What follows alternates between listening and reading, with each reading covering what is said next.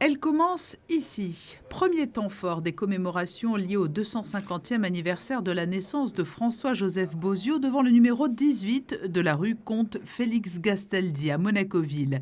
C'est ici même, dans cette maison, que le sculpteur monégasque est né.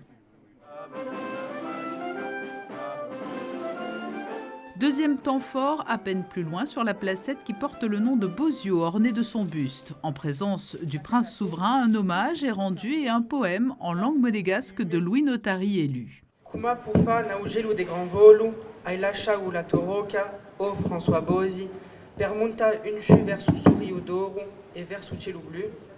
E non te posi che sciu e sime ciu aute, unde sciurisce l'arte ciu pura, unde trionfa a gloria. Ma sciu da veia ruca non svanisce, pour vira di anni a to memoria. Il est vrai que tout le monde sur la principauté connaît le nom de Bozio, mais connaît un peu moins ses œuvres. Je pense à la statue de Louis XIV à Paris, à l'Arc de Triomphe donc, du Carrousel près du Louvre. Donc tout le monde connaît Bozio. Et donc aujourd'hui aussi cette commémoration, avec le travail qui a été fait par l'École supérieure d'art plastique, c'est un petit peu le lien intergénérationnel avec les artistes, les futurs artistes de demain. Car les monégasques, résidents et même visiteurs d'un jour, peuvent découvrir l'exposition FGB on the Rock, à proximité des Jardins Saint-Martin. Les étudiants de l'ESAP Pavillon Bozio ont travaillé autour des sculptures de l'artiste.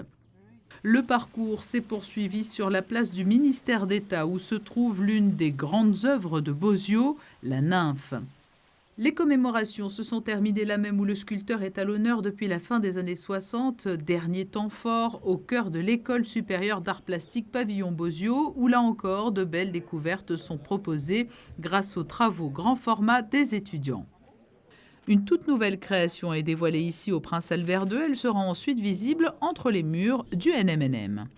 J'ai réalisé ce travail en scannant en 3D cette nymphe de Bozio. Il y a eu ensuite plusieurs manipulations sur ordinateur et du modelage 3D. J'ai pu envoyer après les diverses parties de la sculpture à des compagnies qui ont procédé aux impressions. Je les ai enfin assemblées et le processus était terminé. C'est un artiste qui travaille beaucoup sur la question de l'édition, de la reproduction, du remix, de nouvelles versions, notamment de sculptures néoclassiques. L'idée a germé, voilà, de lui proposer, en lui disant voilà, que nous avions cet événement autour de Bozio, en lui montrant les sculptures que nous avions au musée, et en l'invitant à travailler sur ces sculptures comme un matériau.